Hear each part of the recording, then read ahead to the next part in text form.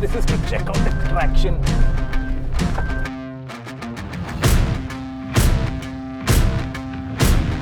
Five years after the Jimny was shown globally and 2 years after production started right here in India for export markets, we are getting to drive the Jimny. And I'm beside myself with excitement. We're going to test the Jimny on the road. We're going to test it off the road. We're going to tell you everything about the Jimny, the space, the features, everything.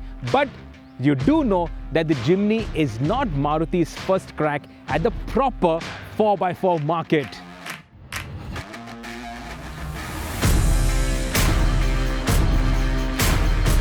There's a reason why the hype around the Jimny is through the roof, and that's because of the Gypsy. This is what we grew up with. Now, 2 years after the Maruti 800 was launched in December of 1985, 38 and a half years ago, Maruti Suzuki gave us the Gypsy. Before that, we had Jeeps that were made by Mahindra, but the Gypsy, that made 4x4s cool. It looked cool, it really went, it had performance, but it was also only petrol and it was thirsty. The Gypsy, initially at least, it had a tendency to drop down onto its side. So 8 years later, Maruti Suzuki brought the wide track Gypsy. Then a couple of years later, it brought the 1.3 litre engine from the S-Team. Then a couple of years later, that engine was...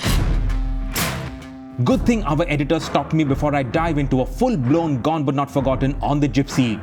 We will talk about the Gypsy, but first let us get cracking with the Jimny. And before we get going, a reminder to hit that bell icon and subscribe to the Evo India channel if you already haven't. And if you have any Gypsy memories, let's hear it.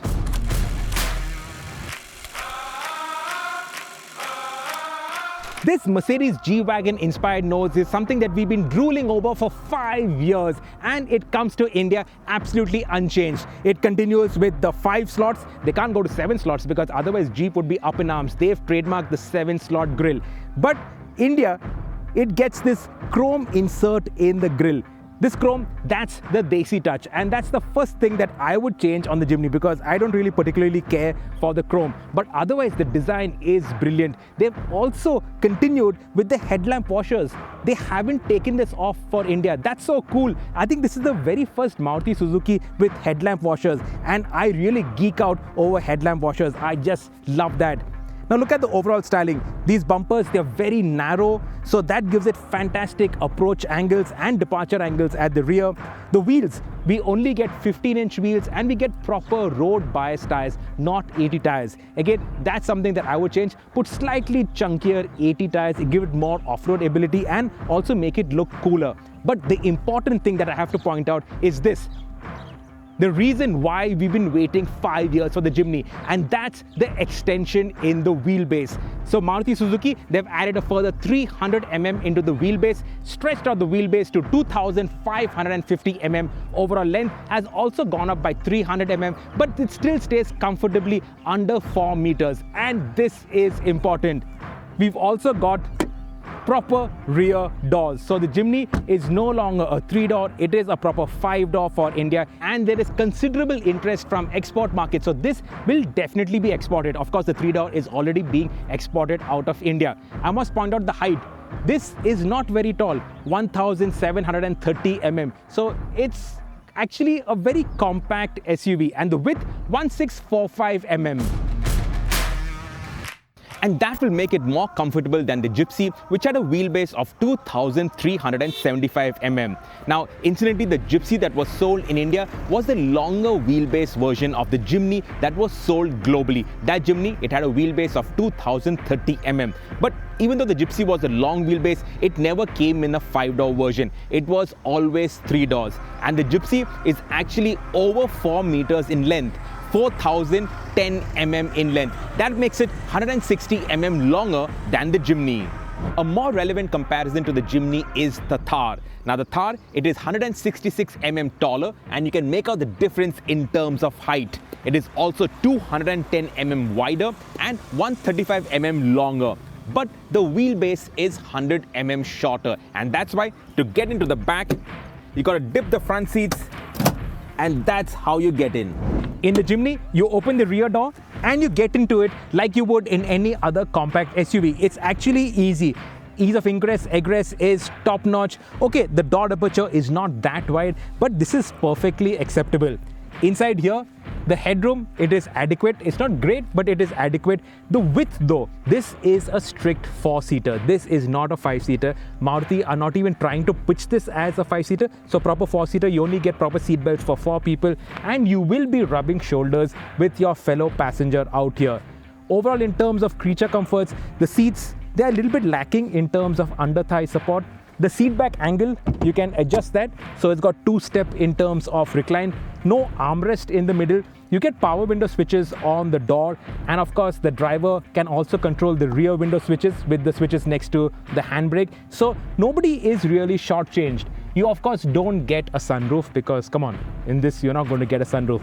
But otherwise, 4 people can actually be comfortable in the Jimny, which is a damn sight better than the Gypsy. Now, I can't give you a boot space figure because there's no demarcation where the seats end and the boot begins. The Gypsy was always sold with side-facing seats, and couple that with the leaf springs, and this was uncomfortable. You would either break your back or you would throw up, or both would happen at the same time.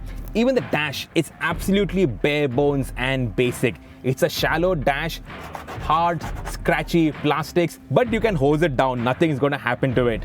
You have a provision here, a cutout for a cassette player or a CD player, but no factory fitted cassette or CD player.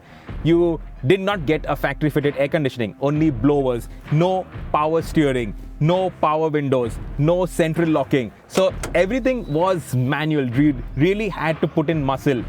You did get a factory fitted ashtray because in those days, well, and how did you access the engine bay? Through the glove box, there's a lever out there, and that accesses the engine bay. And the jack is actually in the engine bay. And the reason for that is not because there's a lot of space in the engine bay, but that is the only lockable compartment in the Gypsy. So that's why the jack is installed out there in the engine bay. The design of the dash though, it is sort of like a timeless design. This steering wheel is a classic Gypsy steering wheel. This steering wheel design was not shared with any of the other Maruti Suzuki cars. And this twin pod instrument cluster with the speedo on the left and the fuel gauge and the temperature gauge on the right, this basic design has been referenced on the Jimny. The dashboard of the Jimny is all new. Unlike other Maruti Suzukis, every new Maruti has the same dashboard architecture. This is completely new. The only carryover part is this infotainment system, and this system, we've seen it before. It works really well. It has wireless CarPlay, wireless Android Auto. It also has a rear parking camera. No 360 camera, but the rear parking camera is a useful touch. Now, the design of the dash is properly chunky like it should be on an off-roader. The quality of the materials is good. This is a narrow dash. So the power window switches are located on the dash. There's no space on the door. In fact, the door pockets on the door are so narrow, it won't even hold a small 500 ml bottle of water. In fact, you only get 2 cup holders, and that's all the cup holders you will get for all of the guys in the cars. The seats, these are comfortable, they are supportive over a long drive. This will be very good. The design of the steering wheel is typical Maruti Suzuki. You get controls for your audio and all of that out here. And this twin pod design for the instrumentation, that harks back to the Gypsy. This is not a digital cluster, this is an analog cluster, but it's nice. I really like it. I don't miss the digital cluster. The 4x4 lever, this is a short stubby lever out here, and I like the fact that they've retained this and they've not opted for a button on the dash. So this feels nice and chunky, really nice to hold, really nice to operate. This is obviously the manual. You also get the automatic. The passenger has this grab handle in front of them, which also is inspired by a lot of other SUVs. So overall, this is a very nice environment. I really like it. You don't have a sunroof, but come on, aren't you asking for too much for a sunroof in a Jimny? The Gypsy was petrol, and the Jimny sticks with the all-petrol template. Even though the engine is carried over, it's the same K15 engine. It is mounted north-south in a longitudinal position, not in the transverse position in the other hatchbacks and SUVs. So that means that the Jimny is absolutely unique in Maruti Suzuki's lineup. In fact, there are very few carryover parts. some like the infotainment, but apart from that, this is absolutely unique. Now, we are familiar with ladder frame chassis, we are familiar with live axles, and the thing that we know about is that when you go over broken roads, there is a bit of jiggle, legacy ladder frame jiggle that we call it. There is a bit of bounce from the rear suspension, but in the Jimny, the ride comfort, that really is astonishing. So when you see these broken patches, there is a Brezza in front of me right now, and that guy has to slow down, but I really don't need to slow down. The ride comfort of the Jimny is better than a Brezza, and that is shocking.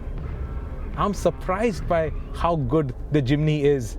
The steering at low speeds, it feels a bit heavy, but I think that weight is perfectly suited to the character of the Jimny, and I think it works really well. You also get a good amount of feedback from the steering, not something that you could say about for the other Maruti Suzuki cars. The engine, this is the K15 engine, 1.5 litre 4-cylinder engine, but this is the K15B, not the K15C that is there in the current Baleno, Brezza, all of those. So this is one generation behind that, or one state of tune behind that. And the gearboxes, you get the 5-speed manual or a 4-speed automatic, only 4-speed automatic, not the new 6-speed automatic. And in private, engineers have said that they did not have enough time to tune those newer engines and gearboxes for the Jimny. Small matter that we waited for 5 years for it, but they didn't have enough time. So anyway, that's a different topic altogether. The engine, it makes 103 bhp, 134 newton meters of torque. So it's not very powerful, and especially when you compare it with the 2-litre turbo petrol engines, definitely not. But this weighs just under 1.2 tons, so it is light, and the power to weight ratio is very competitive.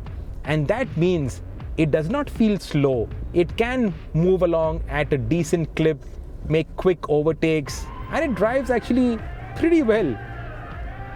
The refinement of the engine also is top notch, like you would expect from every Suzuki engine. It accelerates well, pulls well, a good amount of torque because they've tuned this for torquiness. So overall, this is nice, and because this is so small, so compact, you can really squeeze this into ridiculously small gaps. For instance, in the city, gaps that only a rickshaw would fit into, this thing will fit in. It's great actually to drive. Small, compact, agile, darty, very nice. What is not very nice is the gearbox.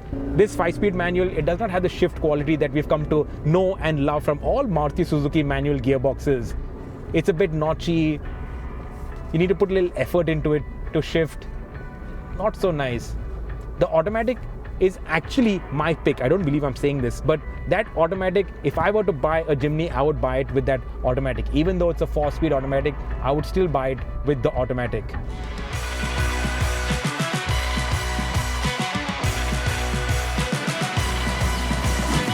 If you think a Jimny is bouncy, wait till you sit in a Gypsy.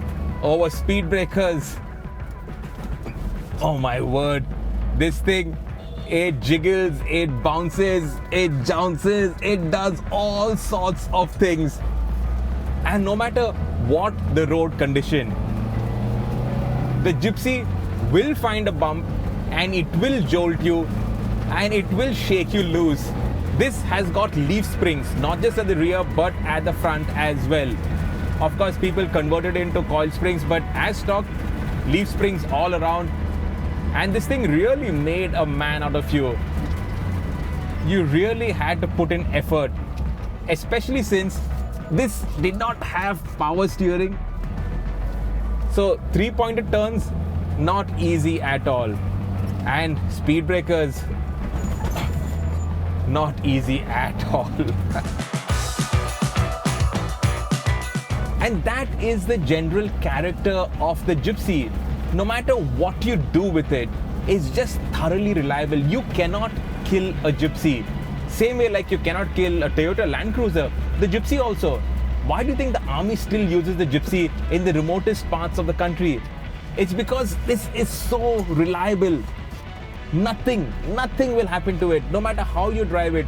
Even if you topple the Gypsy, just straighten it, put it back on its wheels, and it will carry on. you will probably give up before the Gypsy gives up. This Gypsy was bought in September of 2018 and was last of the line before emissions and safety regulations killed it off, at least for private customers. The army continued buying it, and we will talk about that later. Now, while on the outside, it might seem like the Gypsy continued unchanged for 35 years because the styling remained unchanged, there were detail improvements. The original MG 410 model Gypsy, not just in India but all over the world, had a serious tendency to roll over. It took 8 years to address the problem, but in 1993, the wide track was introduced. That was the pace of progress back in those days. Both the front and rear tracks were widened by 90mm, and that's when these wheel arches were stuck on. That's also when it got the MG 410W designation, W for wide. In 1996, the 1-litre engine that made just 45 bhp and had a healthy appetite for petrol was replaced with the 1.3-litre engine from the S-Team. In carbureted form, it made 60 bhp, and that's when the King suffix was added. Gypsy King.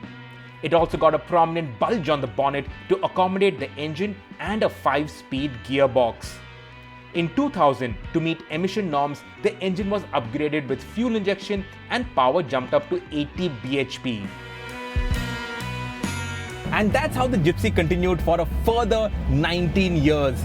This Gypsy was bought in 2018, one of the last Gypsies sold to civilians before production was stopped for civilians. Production continued for the army, but civilian production stopped in 2019. This one, it has that same 1.3-litre fuel-injected engine. The engine from the S-Team made it to a 5-speed gearbox. But because the Gypsy weighs little over a ton, the power-to-weight ratio is actually very good. And the Gypsy, even today, it doesn't feel slow. The gearing is low, obviously, because a vehicle like this needs more torque than top-end power like the S-Team. And that's why it runs out of breath very quickly in the gears. And at 80 kmph, you are already in 5th gear.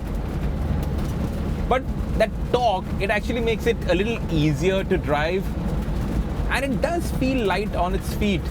It's not fast, but neither is it slow by the standards of today. And this gear shift, okay, the throws are a little longer than the Maruti gearboxes that we know of, but the action is very precise, very direct, feels really nice to use. Only thing is the steering, you gotta put in some effort into the steering. Give it the beans and it is loud. The Gypsy never had much in the way of soundproofing. With this soft top, all the panels are flapping around, making a whole load of noise. And then at 80 kmph, the steering is extremely vague. The Gypsy is bouncing around all over the place. There's nothing really in the way of straight line stability. Globally, there was a 3rd generation Jimny that came in 1998, but India never got it, and India never really asked for it, because it was only when the Thar came in that whole off-road lifestyle culture actually started to grow. Until then, vehicles like the Gypsy were workhorses. Okay, they were cool things to have fun with, but more than that, they were workhorses. They were not really lifestyle vehicles that you could use every day. You couldn't use the Gypsy every day. The old Thar also, you couldn't use it every day. So the Thar actually created that whole lifestyle space, and now the Jimny is jumping into that space. 35 years the Gypsy carried on, and with not much change. Okay, an upgraded engine, upgraded gearbox, wider tracks, but it was the same basic Gypsy. My fondest memory of the Gypsy has to be the Desert Storm rally that we did with it. The Gypsy, when we got hold of it, it was in, I can't even call it pathetic, because it was in worse than pathetic condition. Before we hit the stage, the 4-wheel drive would not engage. The mechanics, they did a quick fix and sorted that out, otherwise we would have been stuck in the very first stage. On that first day, that Gypsy, it was running on 3 cylinders and it was dog slow. We tumbled down the order. The second day, the electricals blew and we had to be towed out of the stage. After that stage, I was looking at flights to return back, but we were in Bikaner, no airport over there. And then while we were being towed back, we saw our mechanics and they sorted out the car and we actually continued. Then on the third day, the head gasket blew. So we poured water kept stopping, pouring water, finally managed to get to our service crew who then sorted it out. And on the fourth day of the rally, the Gypsy was finally sorted out. And on the last day, on the very last stage, we set the second fastest time. On that stage and the previous night stage, I made some overtaking moves in the stage. In fact, a drone caught this clip of me overtaking one of the faster gypsies on the stage, and that clip I'm super proud of. Have a look.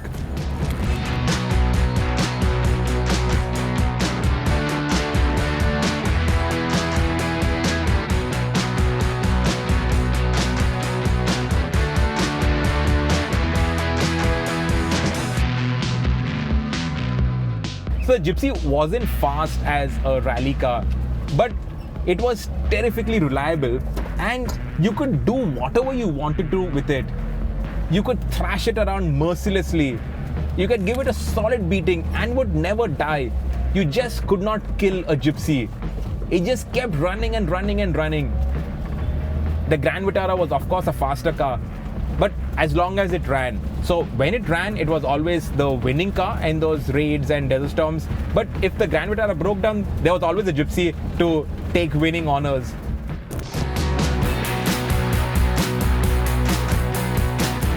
The Jimny will be a brilliant replacement for the Gypsy in rally raids, in the desert storm. In fact, Maruti Suzuki Motorsport has not been active in rally raids in a long time, but now they have a machine in which they can get back into the system. And that's why it's time now to find out how good the Jimny actually is off the road. So we are in Dehradun on these riverbeds, rocky sections. The guys here have laid out special stages for us to try out the Jimny on. So right now I'm driving the automatic and I'm in 4 high. It's now time to go into 4 low. Easier to put into 4 low than in the Gypsy. So on the automatic, this is the 4-speed automatic, but it has low L. So that holds on to the low ratio. So you get more torque. And these are all natural obstacles that one would find when you go off-roading in areas like this, I guess. So the thing that you immediately notice are the excellent approach and departure angles. So you can really go right nose down without the bumpers touching. And most importantly is the weight. Because this weighs 1210 kilos, which is next to nothing by off-roader standards, it's just so easy to maneuver on these trails. So we go there and then we take a sharp left? Take a sharp left. Okay. So now we got some natural axle articulation tests where probably get the outside rear wheel up in the air, going over these rocky patches. Honestly, when I walked this, it looked more difficult than what it feels like to drive, because the Jimny is just making it seem so easy. And I've done a fair bit of off-roading, but I don't think I've done much off-roading with a petrol engined 4x4. It just makes it so much more quieter, more silent, more refined, just so much easier. It didn't seem like the Jimny was really putting in much effort at all. Okay, so this was the warm-up. Now we go try some more serious stuff.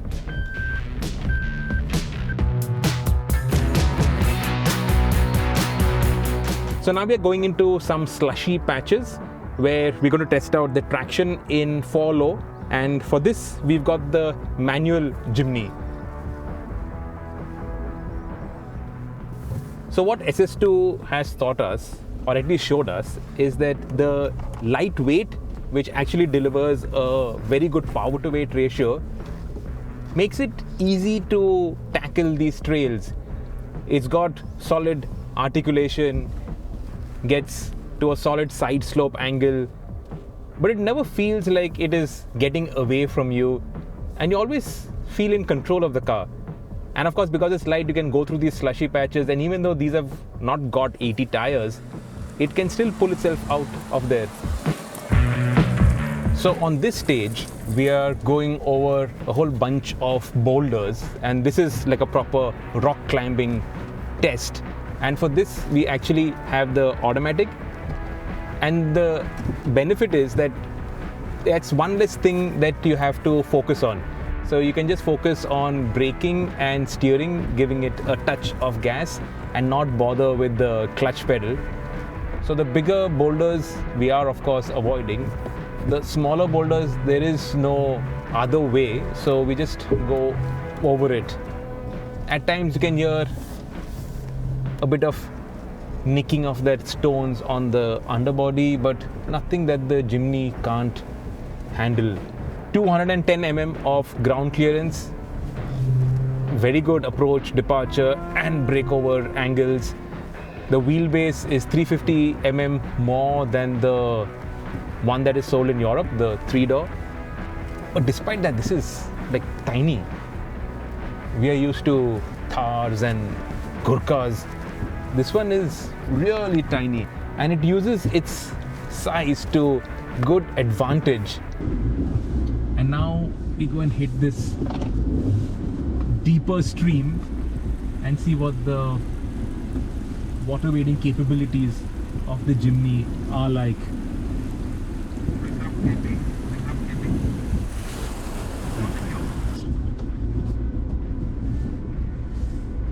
So nothing is perfect, and if I wanted some areas of improvement in the Jimny, well, not really improvement, but in terms of equipment, a rear locker would be nice, but I'm sure that there will be enough and more aftermarket parts. As standard, 80 tires and chunkier 80 tires, it would give it a little bit more grip. Not that these on-road tires are actually struggling here, but the 80 tires would obviously add quite a lot in terms of the capability of the Jimny, especially on this kind of terrain. And the gearbox, the manual gearbox, the gear shift is a bit rubbery. It's not like a usual Suzuki slick gearbox. But otherwise, like for instance, even the steering weight, normally Marutis have this very light steering, whereas here the weighting is actually very nice. It feels a little heavy. Some people will say it's a little heavier than they would expect, but I think it's good in terms of the feedback that it gives you when you are tackling challenging terrain. So now we got a steep decline, and when I mean steep decline, this is really steep, and of course it is all loose because a couple of other 4x4s have already gone down it. So it's, of course the Jimny can do it because it has been, no, others have done it, but it still gives you the heebie-jeebies.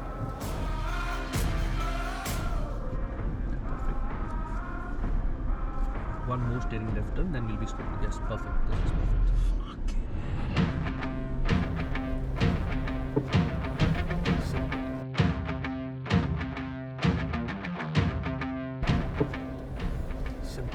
Simple.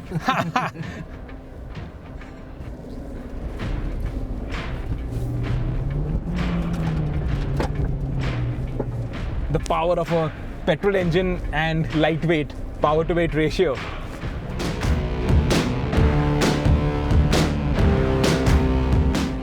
So what do I think about the Jimny? Well, I'll just straight up come out and tell you that I love it.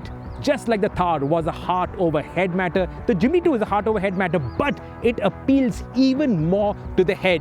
Of course, we had to wait for 5 years for 5 doors to be put into it, but it has been worthwhile because the practicality has improved. The space is good for 4. The comfort is really good. The refinement of the engine is really good. The performance is adequate. Not excellent, but it is adequate. The gearboxes are adequate. On the road, it drives well, it rides well, it handles well, it is easy to drive. And then when you take it off the road, man, it is phenomenal. It is light, it is compact, it is agile, it fits into narrow gaps that you find. It can ford streams, it can go over boulders, it can do far more than you expect it to do. And that's despite these tarmac oriented tires. If I were to buy a Jimny, I would upgrade the tires, put slightly chunkier 80 tires. I would take out that grille, remove the chrome from it, and that's it. Apart from that, the Jimny is really perfect. There is this saying, "Sabr ka phal meetha hota hai," and the wait has really been worthwhile.